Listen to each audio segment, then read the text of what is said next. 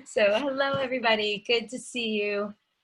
Um, it's a bittersweet class for us because this is going to be our last class for a little while as we go into summer, and I am going to be completely offline next week, so we won't have class. And then when we come back, we're going to be doing a lot of preparation for the holidays, and we will gather again on the other side, but it might look a little bit different, might be different time, differently themed. And so I just want to start with an expression of my immense gratitude. Some of you have been here for every single class since we started in March, and some of you for nearly all of them. And I think that I have shared this before, but for me, this class has become an anchor in my week. It's the point of the class was to fill us up a little bit, to give us some spiritual strengthening to go through these unprecedented times. And I know that it has done that for me, to be with you and see your faces and be given the opportunity to go back into some of my core texts that have really shaped me and to share them with you with love, and to see you wrestle with them and receive them and react and respond to them has been an incredible gift for my soul. And so I just want to start by thanking you. And this will be our grand finale. So all the fireworks that have been going off for the last 3 weeks all around the country for some inexplicable reason, this is the last of it. We're gonna have greatest hit on greatest hit on greatest hit, and we'll see a number of points of connection, because I wanted to leave us with a lot of good fodder to hold on to and reflect on over the course of the summer. And I think it will also tie together a number of the threads that we've touched on over the course of our weeks together. So here we go. Welcome, everybody. This session is called On Character. And here is our core text for today. In fact, let me share with you the link.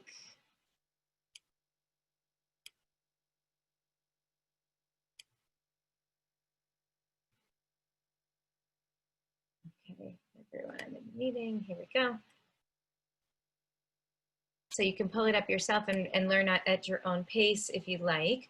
But this session is connected to what we did last week in really interesting ways that I think you will appreciate as we go through it, I hope.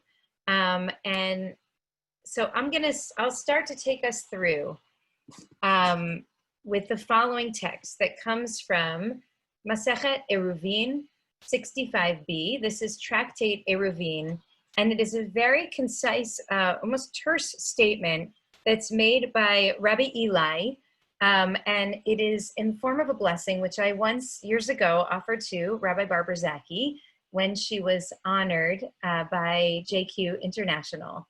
And the text says the following. It's Amar Rabbi Eli, Bishlosha Devarim Adam Nikar.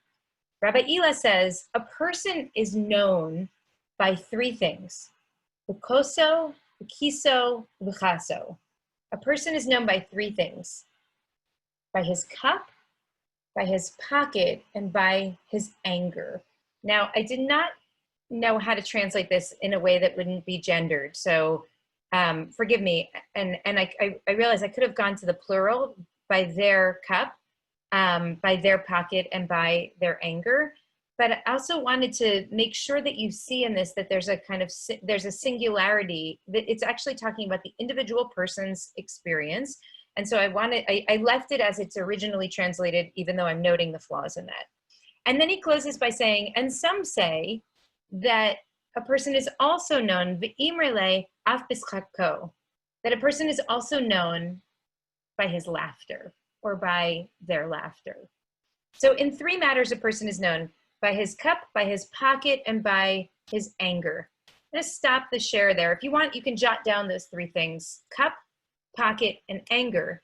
And I wanna ask you to just take a moment and think about what that might mean. That our rabbis, or Rabbi Eli at least, is suggesting that a person's true character becomes known based on 3 particular elements of who that person is in the world. So what does it mean? Cup, pocket, and anger. And I'm going to invite you, if you want to write your thoughts into the chat once you've come up with something, and just give yourself a minute, because we're often very reactive and it's like the first thing that comes to mind. And sometimes the first thing's a really good thing, but it might help to take a moment and write down cup, pocket, and anger, and what you think each of those might mean.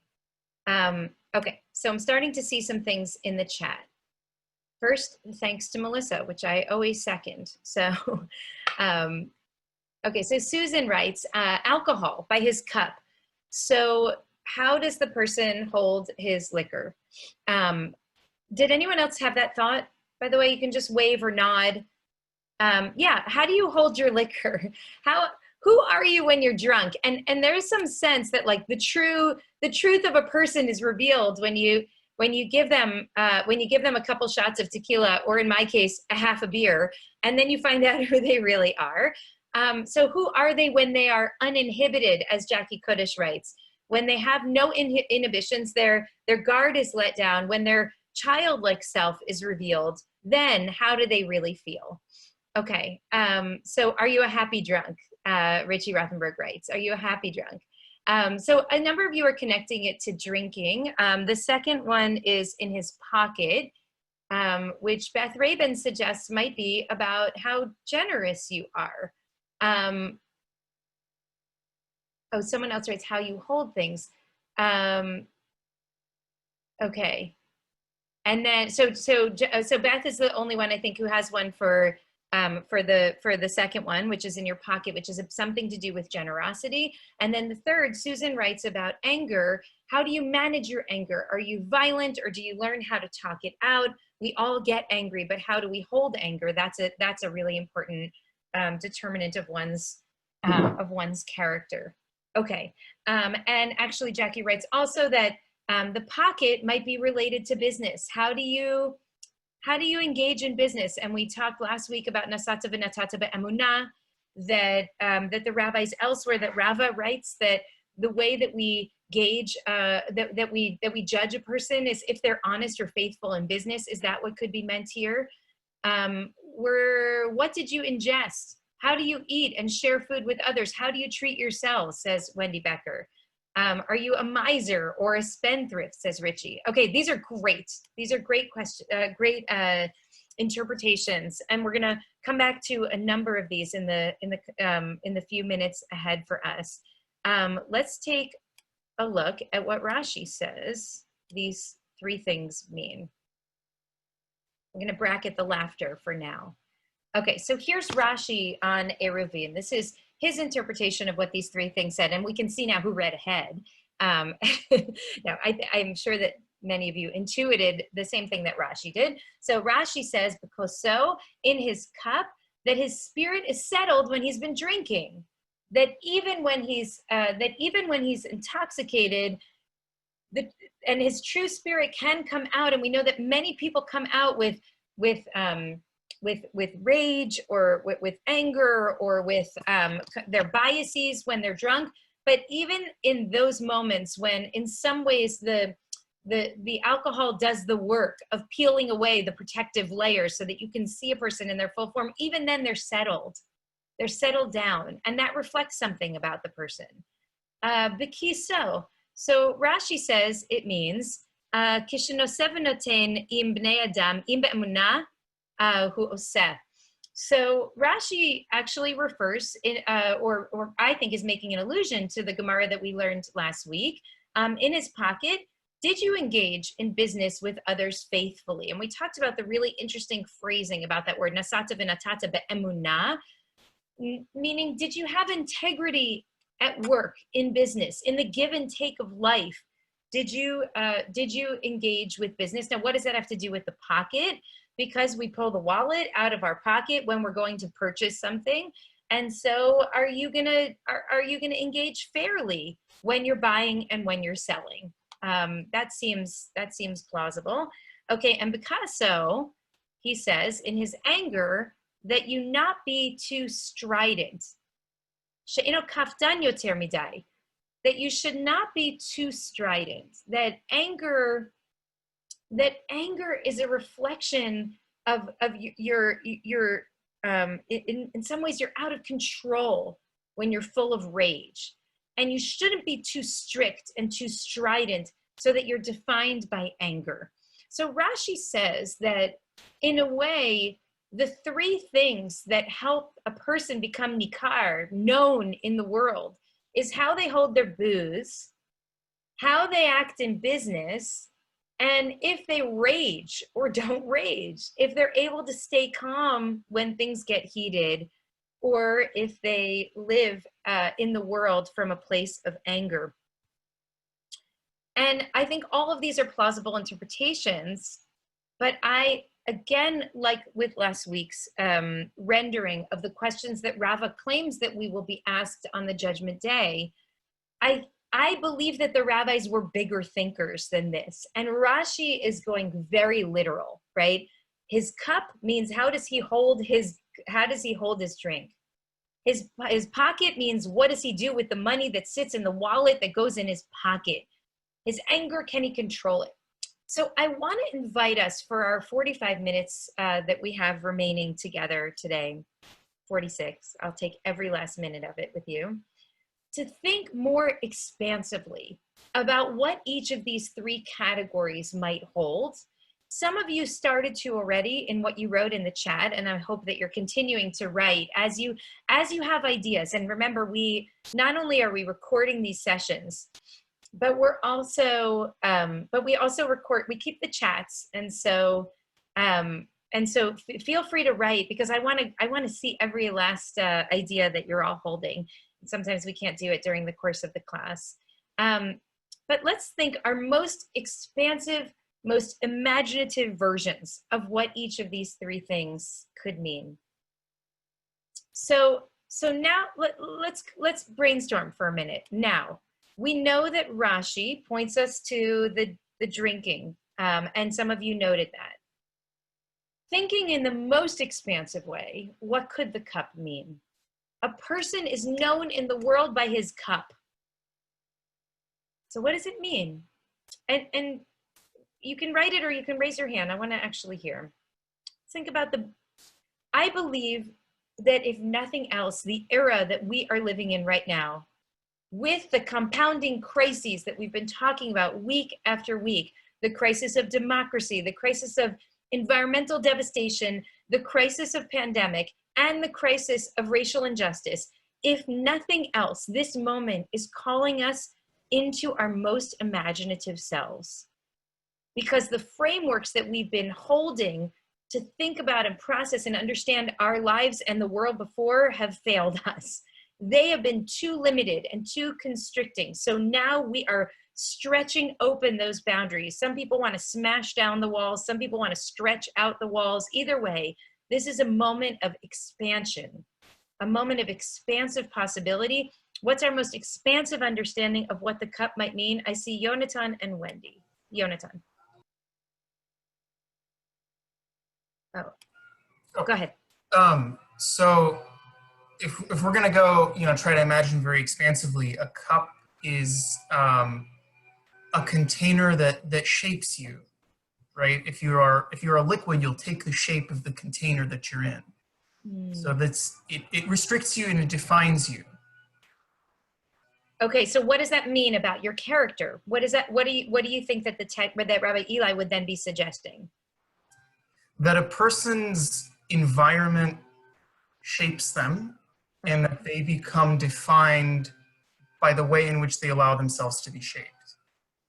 Okay, do you allow yourself to become defined by the environment you're in? Or let's think even a little bit further, what environments do you place yourself in? Because we know that the reality is that we can stretch to fill whatever container we're put in. Did you put yourself in the right containers so that you could be stretched to be the best, most beautiful version of yourself or not?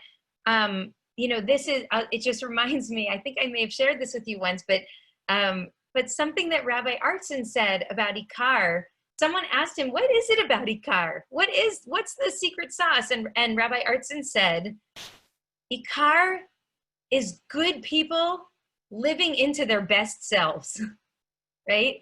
And like, in other words, and I'll take it, and we should all take it, because we're all part of that. We're all part of that story. Like that we're decent people, but do you surround yourself? Do you put yourself in a container that causes you to manifest your best selves or your worst selves?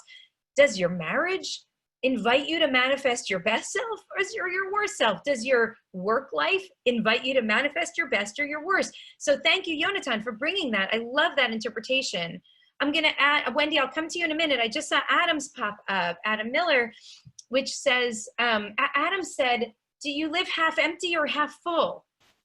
Your cup, if your cup defines you, do you live from a place of abundance or scarcity? I'm going to come back to that idea in a minute. Wendy. So I was also going to say what Adam said, and a couple other things also. We talk about a cup. My cup runneth over. That alluding to the being in such a place of love, that picture. How do we live? Do we live with our lives with that kind of abundance of love? Also, I also liken it, I feel like, our bodies are the vessel for our soul, for our neshama.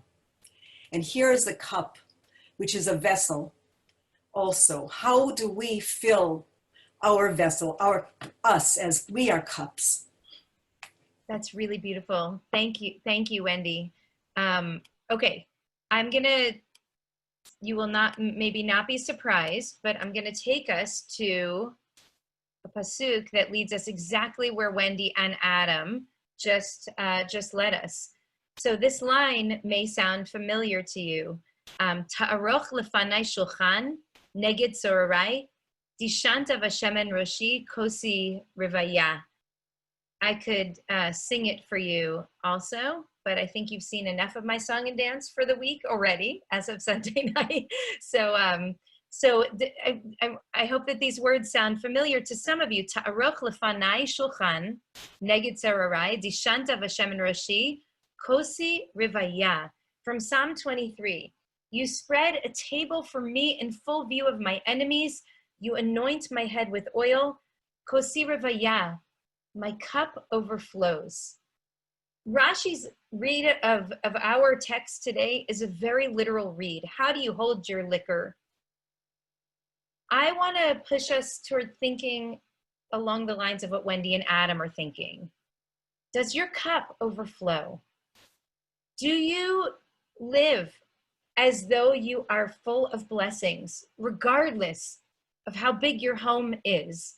Regardless of how much you have? Do you live with gratitude for what you have, or do you live with awareness of what only of what you don't have? Now, this doesn't mean to pretend that you have everything that you want and need regardless. It means that no matter what you have, do you find the space for gratitude to hold that, to hold those blessings? Kosi rivaya, says David in this psalm. My cup overflows. And let me just ask you, what's the context in which we most often engage Psalm 23? What's the context for Psalm 23? I know that some of you know this. Hal, are you jumping in? Hang on. At death. Funeral. Yeah, we say Psalm 23 at funerals. We say it at Yizkor. Psalm 23, Psalm 23 holds the famous line, Gam ki elach b'gates al mavet lo irara ki ata imadi. Even though I walk through the valley of the shadow of death, I will hold no fear because you're with me. This is the psalm most closely linked to death of a loved one, and it's within the context of that we say Kosi rivaya. My cup overflows. It's an incredibly audacious linking of loss and gratitude. It's almost too much to ask. And yet in the context of loss, we still are being asked to lift up the ways in which we are not only full, but overflowing.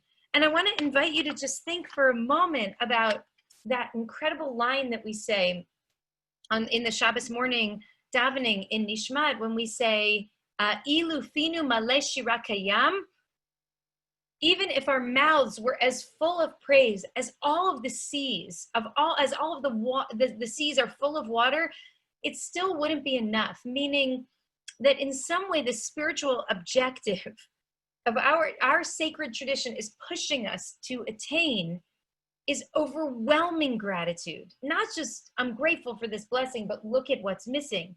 But I am so overwhelmed by gratitude that I feel immensely moved by the blessings that I'm fortunate enough to hold. So deeply so deeply aware of those blessings that my cup is overflowing with gratitude. Not because I have everything I wanted or needed, but because what I do have is incredibly beautiful. And for that, I'm grateful. And so how do you get to that kind of gratitude? How do you hold that kind of gratitude? Well, look at the rabbis in Brachot. So this is Brachot 58a. And let's look at this text.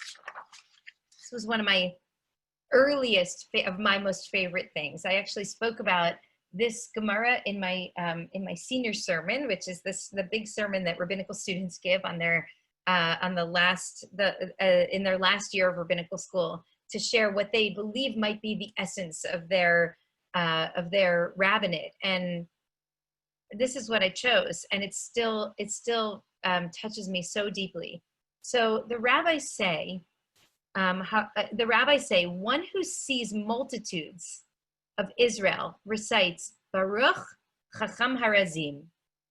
Blessed is the one who knows all secrets. Now, why is that? So you go out and you see a huge mass of people. In this case, they see a mass of Jews who are gathered together. What do they say? Baruch Chacham Harazim, blessed is the one who knows all secrets. And in case we might not understand what the meaning of this is, they actually ask, why is this? What does it mean? He sees a whole nation whose minds are unlike each other and whose faces are unlike each other. And the one who knows all secrets, God, knows what is in each and every one of their hearts. Now, remember, I told you this was the grand finale because we're touching on so many of the themes that we've talked about over the course of the last several months. But remember a few weeks ago when we looked at the Mishnah from Sanhedrin, and we learned that one of the dignities that is bestowed upon every single human being is the dignity of difference. And by the way, if you don't have that book by Jonathan Sachs, this should be in your library, and you should buy the hard copy version of this book because the paperback version was censored by the religious authorities, but the hard copy version has all the good stuff in it. And the essence of what he argues in this is that the dignity of difference is that there's the very fact of the multitudes, the differences in all of the people of this world is precisely a testament to the greatness of God. So you might see all of these differences and think, well, maybe that diminishes me because who am I if there are all these other paths? Maybe my path isn't the true path. And the argument that Sachs lifts up and that others have lifted up is that no, it's precisely the fact of all of these different paths that shows how great God is. And in the language of the Mishnah, which we shared a couple of weeks ago, maybe a month ago now, it's precisely the fact that when God makes human beings, we are all different from one another that shows you how powerful God is. Because remember, when man stamps out coins in our treasury department, they all look exactly the same. But when God stamped us out from the stamp of Adam HaRishon, the first person, we're all really different from each other. None of us looks like the other. None of us at a deeper core level is exactly like any other. And that's a testament to the greatness of God. So here the rabbis offer a version of this, which is when you look out at a mass of humanity, the blessing you say is Baruch Chacham Harazim. Why? Because no two people in a crowd of 10,000, 20,000, no two people will be exactly the same. They don't look the same, and they are not the same at the core. And yet, God knows the differences that are deep beneath the surface of everyone. God knows the secret, unique bounty and beauty that every single one will offer. And so you say, look at the miracle of the deep secrets held within each of these that only the Holy One knows. That in its own right is incredibly powerful. But then look at what Ben Zoma says. Ben Zoma once saw a multitude of Israel while standing on a stair at the Temple Mount. So all of the masses came presumably for pilgrimage. And Ben Zoma recited Baruch Chacham Harazim, blessed is the one who knows all secrets, but then added this additional piece, not just the one who knows all secrets. Let me see if I can pull it really quickly. Baruch Chacham Harazim, uvaruch shebara kol elu lishamsheni. And also, bless all of the one who created all of these in order to serve me. Okay, now what is he talking about? In order to serve me, thank you, God, for creating all of these, because the fact that they all hold secret differences inside of them, that Barbara Balaban is different from Kathy Kobayashi, who's different from Nancy Wergeles, who's different from Jody Utah and Lisa Leff, and those are only the people I can see in my little square at the top of my screen right now, let alone how much more for everybody else. That's only one piece of it. The second and connected pieces, and that all of these people were called to serve me. So what does that mean? How dare you claim, Ben Zoma, that all of the people of the world were created to serve you? Well, listen to what he says. How much effort did Adam, the first person, exert before he found bread to eat? Okay, now we're back in the Garden of Eden, and imagine this. He had to plow. He had to sow, he had to reap, he had to sheave, he had to thresh, he had to winnow, he had to separate, he had to ground the grain, he had to sift, he had to knead, he had to bake, and then he could eat. But me, I wake up, I go to La Brea Bread, I buy a beautiful loaf of bread, and then I eat it, right? Or even more so, I make an Instacart order, and the La Brea Bread lands at my doorstep. So how is it possible that we in our human existence are now dependent on the service of so many other people, doing so many pieces of the labor that miraculously comes together so that I can eat my La Brea bread at lunch today? How is that possible? We are connected in such profound ways to the entirety of the human community. As the commentary says here, human society employs division of labor. Each individual benefits from the service of the entire world. So when we look out and we see the enormity of the human community, we not only thank God for each of them being different and unique and created with dignity and therefore manifesting the greatness of God, but we also recognize that every single one of them is part of the human community that makes it possible for me to live. Do you remember when President Obama said that incredibly scandalous phrase years ago when he said, if you run a small business, you didn't build that alone? What he was saying was this: we're all connected to one another, that every one of us is a part of a society, that for any of us to succeed and thrive, there are so many people, many of them invisible, many of them undocumented, many of them underpaid, many of them now sick with COVID, many of them living in poverty, fearing for their lives. Without the work of all of those parts, we would not have the whole that we have now, the whole with a W. We would not be able to live in to the beautiful, abundant blessings of our lives today if we were not part of a human community in which everybody's contributing the part that they're able to contribute. Look also at the clothing that we're wearing, this shirt. What did Adam have to do in order to get clothing? Well, he had to shear and launder and comb and spin and weave, and only afterwards he had a shirt. But me, I order it online and it appears at my doorstep within 2 days, right? I wake up and find all of these things prepared for me. And so what I think Ben Zoma is saying is this is how you cultivate the experience that Rabbi Eli is pointing us to when he says your true nature is ascertained by your cup. Do you see your cup as full? Do you see the abundance of blessings? Do you see the uniqueness of every individual creature? And then the ways that the individual blessings that each person brings collectively creates a beautiful tapestry that you yourself are the beneficiary of.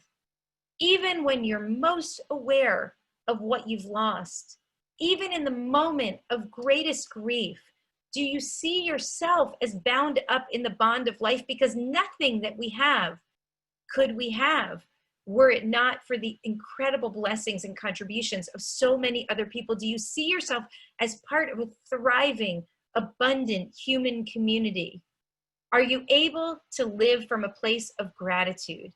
And in my experience, sometimes the people who have the most have the hardest time living from a spirit of abundance.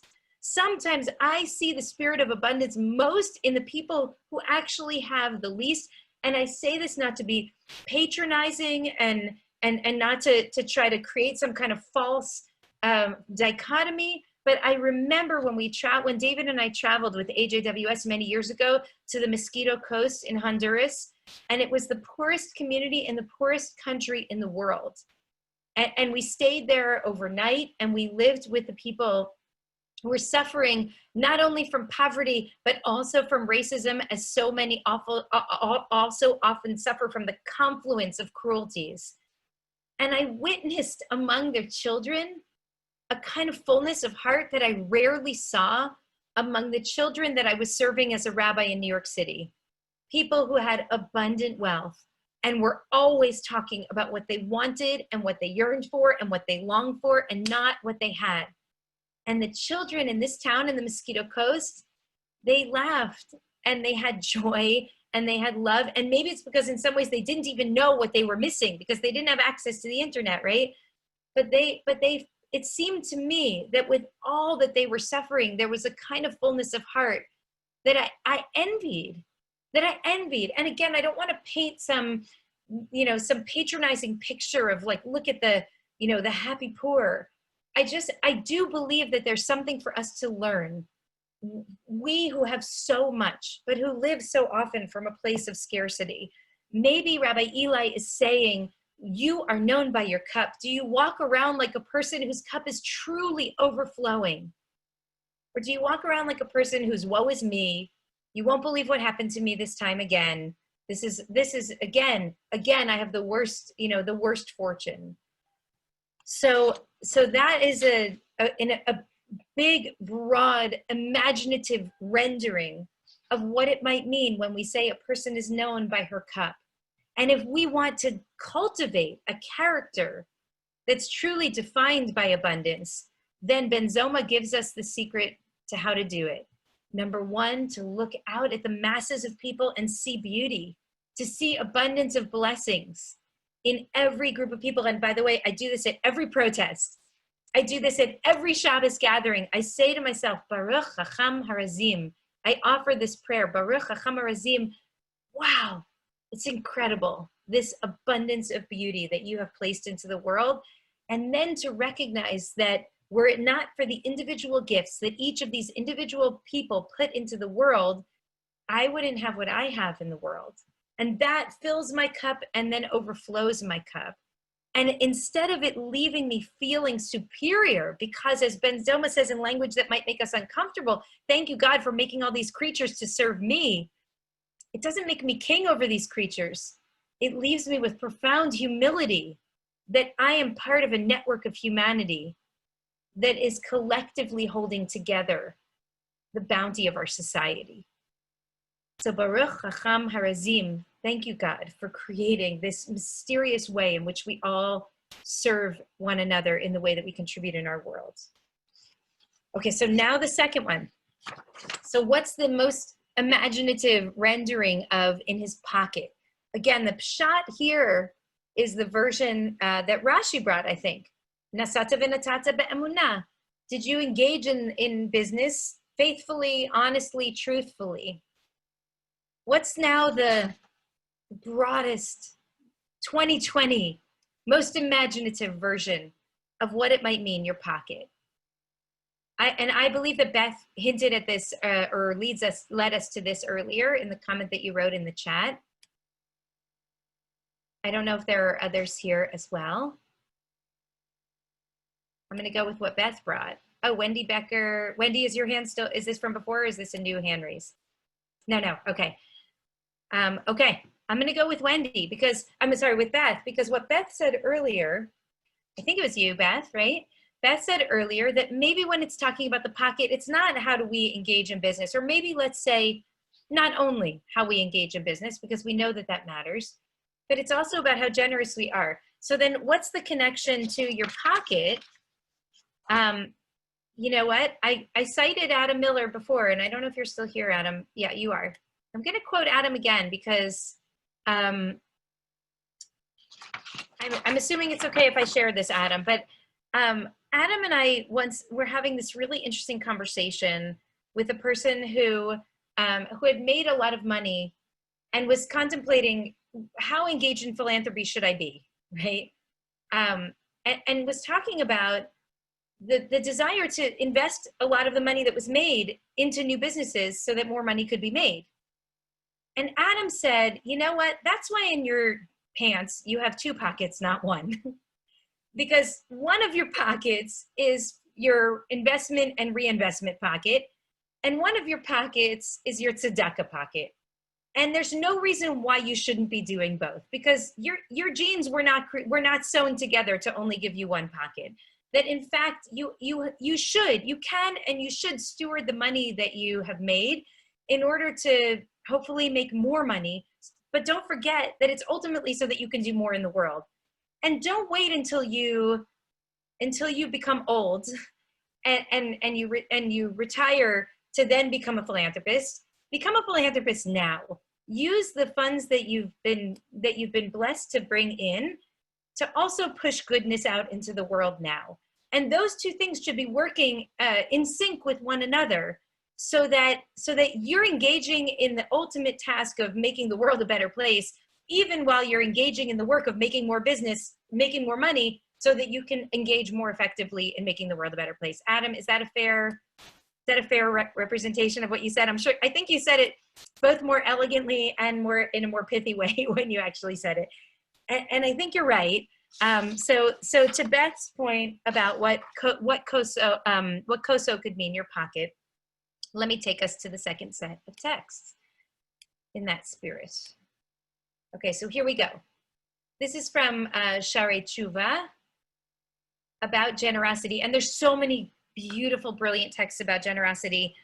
I just picked one, and it's hard to choose one. But I want for us to reflect for a moment on what it means to be invited to give and to give generously. Who are we ultimately helping? Now, I don't think anybody would claim that generous giving does not benefit those who receive, right? It benefits our nonprofit organizations. It benefits individuals who are in need. But our tradition has an almost obsessive need to remind us that the beneficiaries of our generosity, when we pull from our pocket to give, not only benefits those who receive, but also benefits the giver. So let's look at this text from Sha'arei Tshuva, which says the following. Quoting the text from Deuteronomy that tells us that when the poor approach us, we are to give to the poor readily and to have no regrets when we give. Here, the text says, we were warned with this, to distance our souls from miserliness and rather to be generous. Like the matter that's stated in Proverbs, the generous one is blessed. And it's not enough with the gifts of our hands, but we must rather plant the trait of generosity into our souls, meaning it's not enough that you engage in the deed of giving, but you need to feel good when you give. I wonder if anyone here has ever given and afterwards you're like, oh my God, did I just do that? Oh, I gave too much. Maybe it was too much. Maybe I should have scaled it back. I admit to you that I recently had this experience. I got caught up in the emotionality of the ask, and I gave more than I could afford. And afterwards, my heart sank and I thought, oh my God, was that irresponsible? And it took a little while for me to process, like, no, it was the right thing. It's a good cause, and it was the right thing. And I feel really blessed that I could do it, right? I don't have to skip a meal for the gift. It was a little close to the edge for me, but it was the right thing. And I'm really lucky and grateful that I had the opportunity to do that. I don't know if others have had that. I know that some have given to me, and afterwards, not to me, but to Ikar, I felt that they resented me for being the recipient of their gift. You know what I'm saying? People have given generously and then I have felt that they're angry because they gave that much money and I received it. And what our tradition is saying to us here very powerfully is, it's not enough to give, that our task is to cultivate a heart that holds the trait of generosity in our souls. That ultimately what we're striving for, and it doesn't necessarily come naturally, but what we're striving for is that, you know, that feeling that you have. I feel like Anna Eroff, you're really good at giving gifts. I have a sense that you're the person who knows the perfect birthday gift to give someone. You know, the moment when you actually figure out the perfect gift to give to someone you love. Like one year I was able to get from a friend who had season tickets to the Lakers. There was a game that he wasn't going to, and I was able to get the tickets to that game and give them to my son. So I could give him for his birthday the gift of the Lakers ticket, a gift which would have felt like a burden to me, but was the absolute perfect gift to my son. And for the whole, like, several days between the time I got the call saying, yes, you can have the tickets, I'm not using them, to the time I gave the gift, I was like frenzied and excited and felt heat all over. I'm giving exactly what this person wants. And I feel so lucky that I could give the right gift. We're supposed to feel that way about tzedakah. When you click the link and you give the 180 or the 1800 or the 18,000, you should feel like, oh, I'm so lucky that I just got to make that gift, right? That in some ways, our rabbis are saying that giving is not only a gift for the organization or the person that's receiving, but it's a gift for you, because you know that you're doing something that's needed in the world. And they go on to interpret, and we don't have to read every piece of this text. You can look at it afterwards. But that part of the reason that Deuteronomy tells us don't shut your hands to the poor is because we are called to cultivate a kind of compassion and wakefulness that brings us into awareness of what the need is and what we can do to address that need. And each of us can do something totally different from someone else. Some of us can give millions of dollars. Some of us can't give $180, but can give something else. We can give our time. We can give our love. We can write a note that is exactly the thing that lifts the spirit, right? We are all, and some of us can do all of that, right? We can give money, and we can give time, and we can give love. All of this giving, our rabbis say, is ultimately to cultivate within us both wakefulness and compassion. And we're told that when we cultivate that compassion, God then will feel compassion toward us. Meaning our rabbis take great effort to insist that the act of giving is not only for the recipient, but is also for the giver. And so when we say that you are known ultimately by your pocket, we're saying that you're known by the way that you give. Do you give generously? Meaning, how willing are you to share the bounty that you have from your overflowing cup? But not only that, do you give with a heart full of love, compassion, and gratitude that you have the ability and opportunity to give, no matter how much it is? 1 hour or 40 hours a week, $18 or 1.8 million? Do you give with a sense of gratitude that you have the blessing of giving? Because that's ultimately what the tradition is trying to cultivate within us. And now the third, kaso, your anger. So in this now expansive version of living of living in the year 2020, which calls us to our most expansive thinking, precisely because we're living in this time of incredible constraints. So what does our anger mean? What does it mean? Two pockets analogy to the two thoughts. The world is created for me and I'm nothing but dust and ashes. Yes, yes, yes, yes, yes, Tivia, thank you. Okay, so let's look at anger for a moment. Oh, sorry, I think that Yonatan just had an idea. Is your anger productive? Yes, good, good. Okay, so here we, oh, whoops, that's not what you want to see. I mean, you might, it's a cute picture, but I don't think so. I think I may have lost my, no, there it is. Okay, so let's go down to Kasso, and I know we're going quickly, so forgive me here. I'm gonna bring us here to the Mission of Torah. This is, remember I told you this is the grand finale. Sometimes we pick one text and we just really dive into it. And here one text is leading us into this and this and this and this. Okay, so what is the problem with anger? Really, like, we know and understand that anger can be incredibly dangerous. And for those of us who've really been in relationship with people who are who have rage and anger in their hearts, I think we really, oh, I'm sorry, let me close this.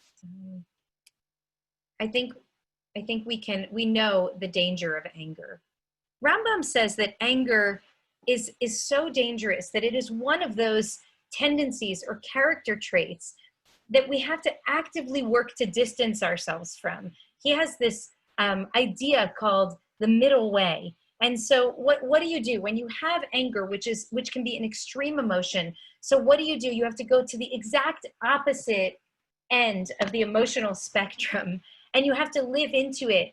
And you have to live into it for a certain number of days, sometimes 30 days, sometimes 40 days, to really practice living as the opposite of the thing that is your, what did we say a couple weeks ago? Root of wormwood and gall, the thing that lives in you that's like your problem. You have rage in your heart. So what do you need to do? You have to go all the way to the opposite side. The good way is not merely that you be meek, but that you're humble spirited, that you lower your spirit. This is the reason that it said of Moses that he was not merely meek, he was exceedingly humble. Moses was known as the most humble of all of our leaders. I'm going to skip down for a moment because our time is getting late for a moment. So anger, he says, is an extremely evil tendency. And it's proper for a person to remove oneself from anger and go to the other extreme. Teach yourself not to get angry, even over something that deserves your anger. When you should be angry, try not to be angry. If you want to engender on your children and your household or in the public, if you're at the head of the community, even if you desire to get angry at someone who deserves it, because you think that your anger is going to bring them back, don't act angry in their presence. Stay calm. Stay calm, even when you have every right to be angry, because anger ultimately is a very dangerous and counterproductive emotion. I'm going to just pause for a moment to say, like, this is something that I wrestle with a lot personally. And there are moments when I feel what I believe is really a justifiable anger when somebody treats me, or more often, someone else in the community or someone on staff in a way that's really disrespectful, and I'm full of anger. And I want to react with anger, but I have to remember that ultimately that anger will not produce the right outcome, that anger will only create more anger and will ultimately undermine the cause. And so Rambam says, be really, really careful about anger, because anger can be incredibly destructive in an individual's soul, in a family environment, and in a society that's ruled by anger and rage. And just, I don't have the image with me right now, but hold in your mind for a moment the image of the protesters at the Michigan State House from 2 months ago, scream, like rage in front of the police officers who were standing at the State House, raging for the reopening. Like that, that when I think of anger, that's the image that I hold. And yet, look at what Heschel has to say about this from the prophets. One of the one of the great works that Abraham Joshua Heschel brings us. He says, anger is something that comes dangerously close to evil, yet it is wrong to identify it with evil. Like fire, it may be a blessing as well as a fatal thing, reprehensible when associated with malice, but morally necessary as resistance to malice. Again, reprehensible when associated with malice, but morally necessary as a resistance to malice. Anger may touch off deadly explosives, while the complete absence of anger stultifies moral responsibility. So what is Heschel actually saying here? That anger can be incredibly dangerous. Anger can burn the whole damn house down. But don't do what Rambam says, Heschel's saying. Rambam may not be right here. Because if we always push the extreme of anger to the other extreme of calm, then we forget what moral resistance looks like. Then we forget the kind of defiance that holds within it the life force itself. And here I'm reminded again and again of the incredibly powerful writing of Rachel Naomi Remen, who's an oncologist and was one of the leading voices in the mind-body connection. And she wrote that as a doctor, she realized that when she was a child and she was diagnosed with Crohn's disease, and she was debilitated by Crohn's disease, and she was furious. And every day she would walk around and she would look at every person walking down the street without having incredible pain in their bodies from this illness. And she would say, why do you get to walk like that? And you get to walk like that. Why am I the one who holds this pain? And maybe some of you can relate to that feeling. And then one day she's walking down the street in New York City. And she sees between the cracks in the concrete 2 blades of grass protruding from between the cement concrete pathway. And she realizes how much will to live those 2 blades of grass had to have in order to push through the New York cement sidewalk. And she realizes that anger can be incredibly destructive, but anger can also be an expression of a will to live. Anger can be an expression that things are not as they ought to be. And that in some way, the question is not, are you angry, but what kind of anger are you holding? As Yonatan points us to, there's destructive anger, and then there's constructive anger, the kind of anger that fuels social movements. Because I would dare to suggest that change only comes when we rebel against the confines of the status quo. And that rebellion often comes in the form of anger. And so there's a teaching from Rabbi Pinchas of Koretz that said, years ago, I conquered my anger and I placed it in my pocket. When I have need of it, I take it out. And I feel like he's the bridge between Rambam and Heschel. Years ago, I conquered my anger. But when I need it, I pull it out and I have it.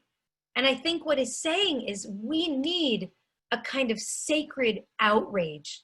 We need that fuel in order to work for the transformation of our spiritual lives, of our communities, of our society.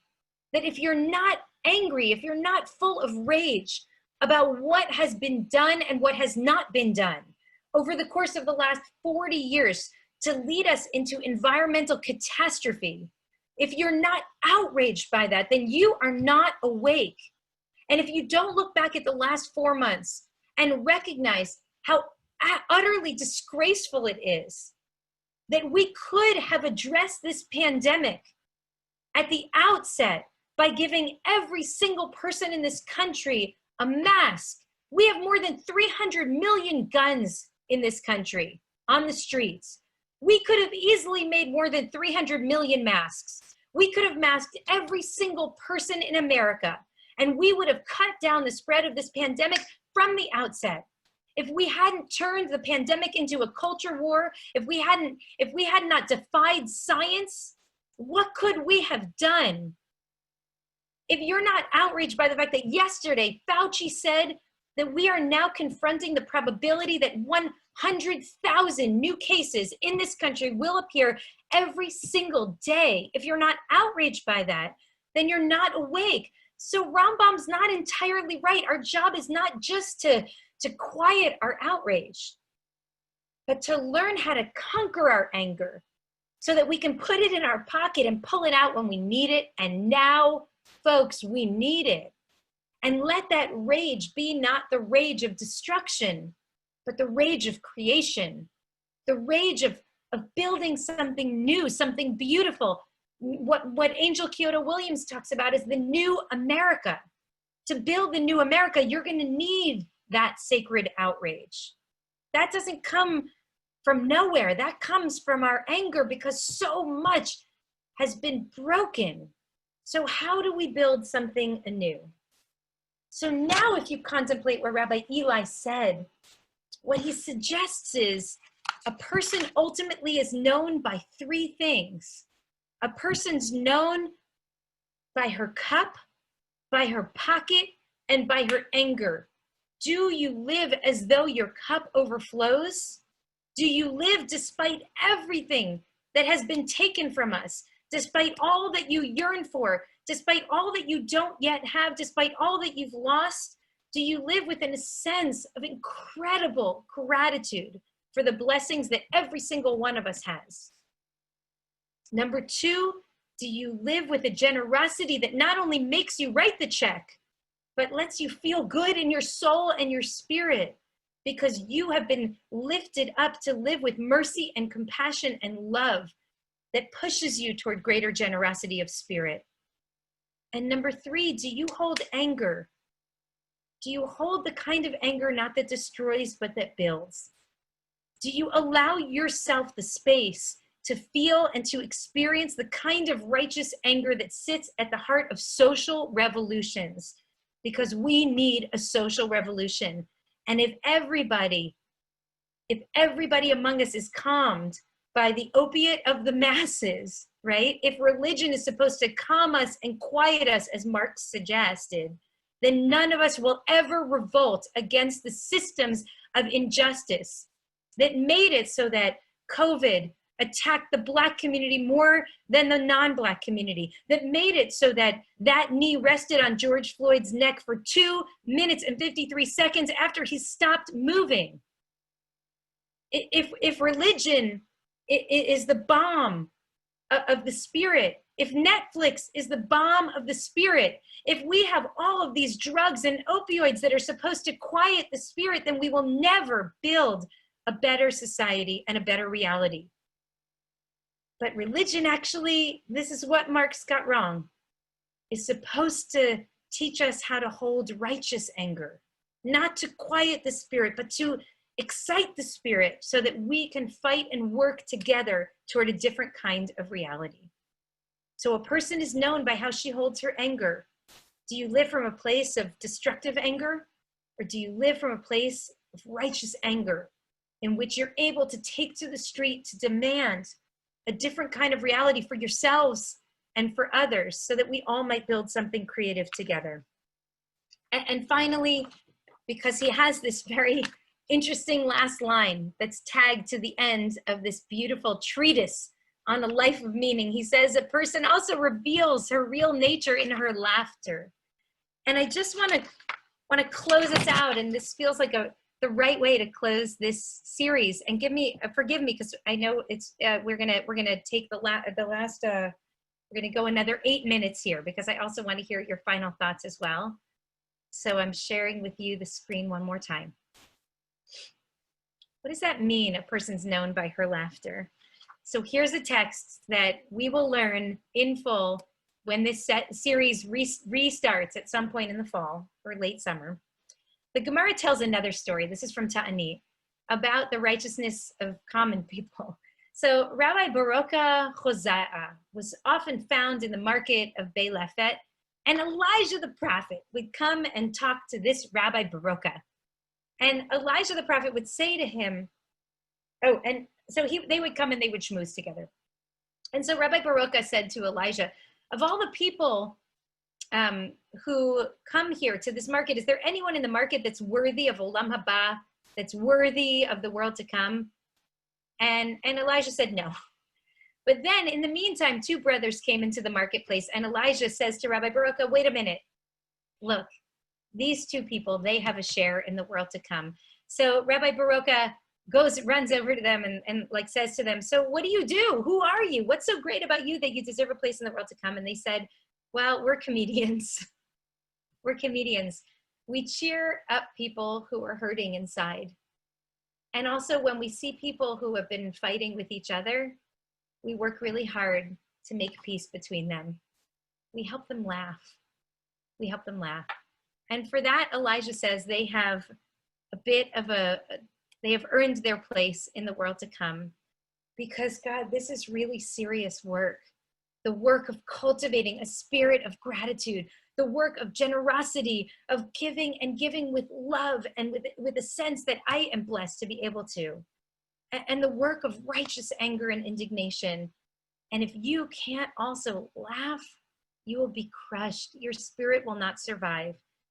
And years ago, when I was at a gathering of my beautiful Auburn Senior Fellows, which is about 16 or 18 clergy members from all different faith backgrounds who are deep in the movement for racial justice, we had a multi-hour session in which the person guiding us said, you can't have a movement for social change that doesn't know how to laugh at itself. And so we were all given index cards, and we had to take a few minutes and write, I laughed so hard I cried when ... And then we spent hours telling the stories of the funniest things that ever happened to us. And it was one of the most memorable experiences that I've had.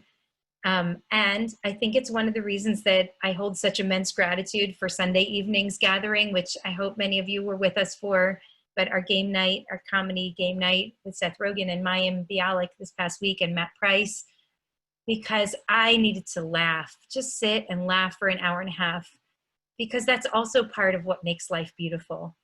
And life is really beautiful. And we need to have the anger and the gratitude and the generosity and the outrage, and we also need to have the laughter. And I think ultimately that's the power of community, is finding your way to the people who can remind you not of one of those things, but of all of those things. With that, I close. And I know that sometimes folks want to stick around for a few minutes to share your thoughts, and I would absolutely love if you would. And I'm sorry that we won't be meeting next Wednesday, but I'm going to be deep in the mountains and totally offline. So even if I wanted to, I couldn't. No, I really do want to, but I can't. But we will meet again on the other side. And I invite you to stay in conversation with us. If this was your primary point of connection to Ikar, if you weren't a part of our community before, thank you and welcome. And you are in now. Elise, you are here. You are one of us now. Elise is one of our new members. But there's so many beautiful people who've joined us for this series. I welcome you. I thank you. Become a member of Ikar. And if you haven't yet renewed your membership, please do.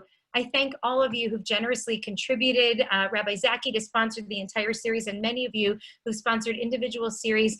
Write to me, Rabbi Brous at ikar-la.org. Tell me what you'd like to learn. We do not have Shabbat services this weekend because we're giving our team, including our amazing program director, Andrea Stern, who's been with us for this class and all of our classes, a weekend off because Lord knows she needs it and deserves it. So we won't be together this Shabbos, but we'll be together again next week. Please continue finding points of connection, especially during these times. We need it more than ever. Thank you all so much. And now I invite those who want to stay. Stick around. I'd love to hear your thoughts for a few moments before I run to my staff meeting. I'm just going to throw in there real quickly. Also, Jody Utah and Jeff Gold sponsored the full series in addition to Rabbi Zaki. I didn't even know that. So thank you so much to Jody. Deeply, deeply grateful to all of you. Okay, so folks, what's on your mind? What do you take from this?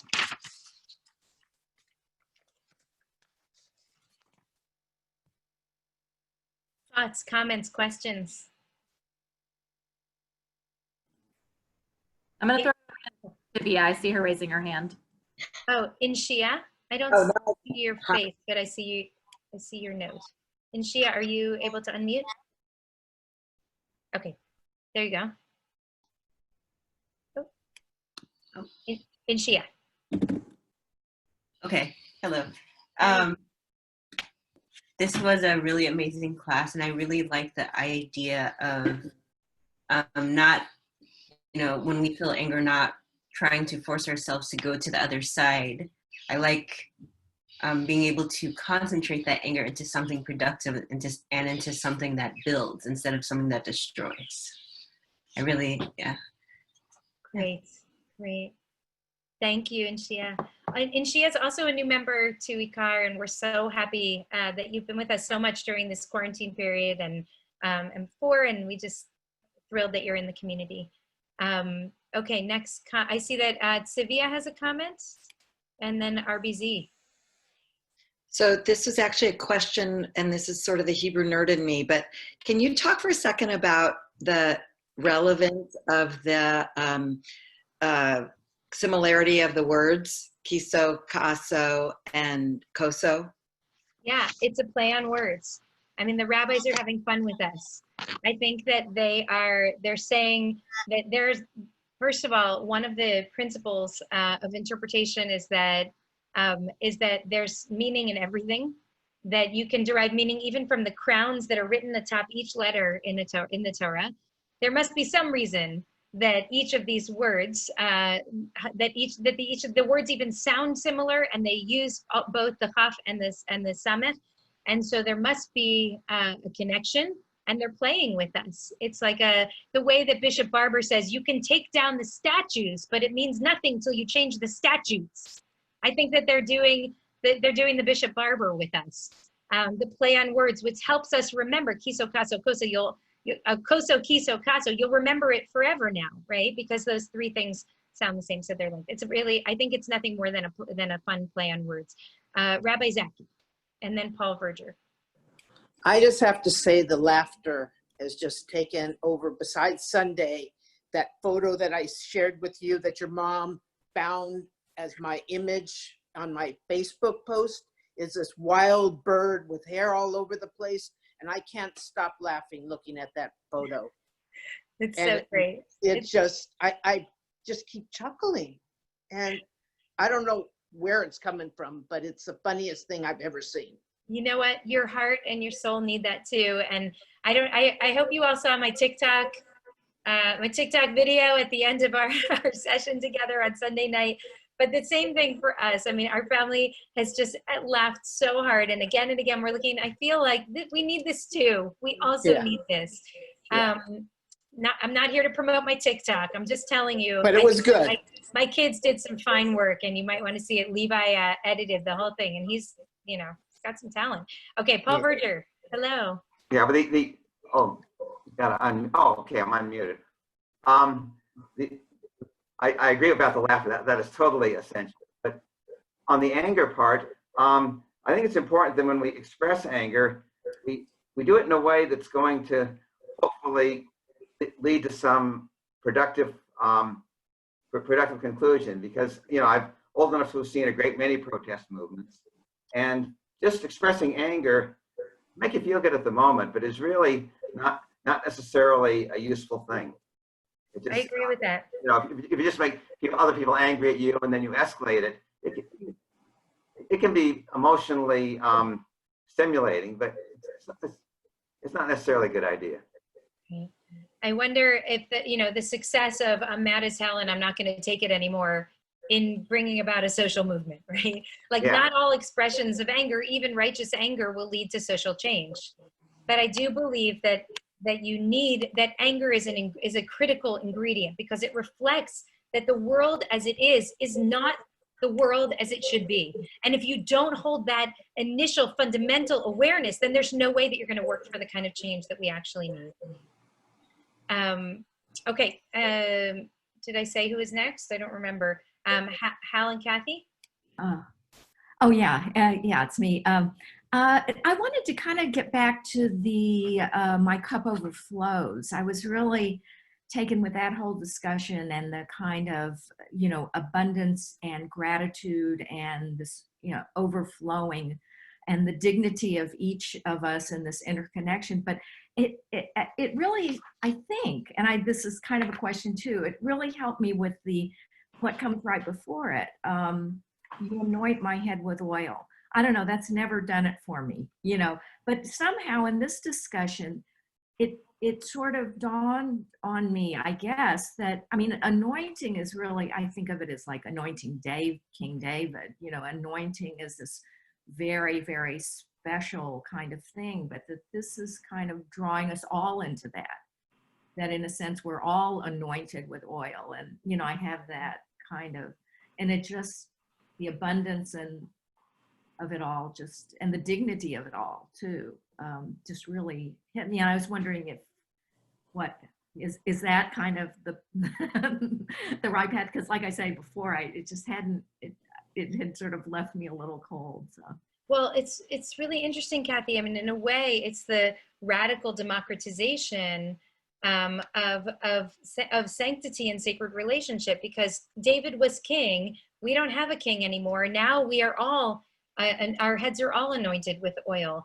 All of our cups overflow, not the cup of the king, but everybody's cup. I mean, in some way, it hands the gifts of royalty to every single one of us. And we are Am Segula, we're this treasured nations, we're a nation of high priests, right? And so it allows us to claim the kingship or the royalty from within, especially with regards to the sacred relationship with God, with the Holy One. So thank you for raising it. And I also love your openness to seeing a text or a verse that you've seen many, many times before and that hasn't spoken to you in a way that now might differently. And I feel that that's the power of these traditional texts and this ancient liturgy and literature, that every time I see it, it's different for me. I will never read this text again the same now that we've learned it together, and I'll hold what Yonatan said earlier. I mean, each of your interpretations becomes part of now the way that I see it as well. We'll take a last comment from Wendy, and as I'm going to turn it over to you, Wendy, let me also add, at 5 o'clock tonight, we're having small group gatherings, an opportunity just for people to connect with each other. If you, whether you're a new member or an old member, like you want to just find a little bit of sacred space, we have a facilitator in each group to help us share, to make sure that we're sharing. But to just share like how you're holding this moment. We know that this is an incredibly challenging time personally, for many of us, spiritually, emotionally, physically. And so we just want to create little spaces for us to continue to be together in conversation. So that's happening tonight at 5 o'clock. And I think a link might've been placed in the chat. Wendy, I'm giving you the final word here. So, okay. There you go. When about anger, the power of anger, I look at anger. Anger used to frighten me, and it doesn't anymore. I look at it really as an opportunity because it's energy. When I think about when I'm angry, I could push a boulder up a hill. That anger will be the impetus. So anger is this thing that can be transformed and moved into where we want to direct it. Yes, thank you. And so let us close on that note. I really pray, and I see that my brother's here from Israel right now, and so thank you for staying up late night to learn with us. And my heart is so heavy with all that's transpiring in Israel, in the United States, and around the world. We are living through really painful and challenging times. And let us use our anger and let us use our love to work together to actually build the reality that we all want to live in. I bless you all and thank you. This has been such a joy for me. Thank you.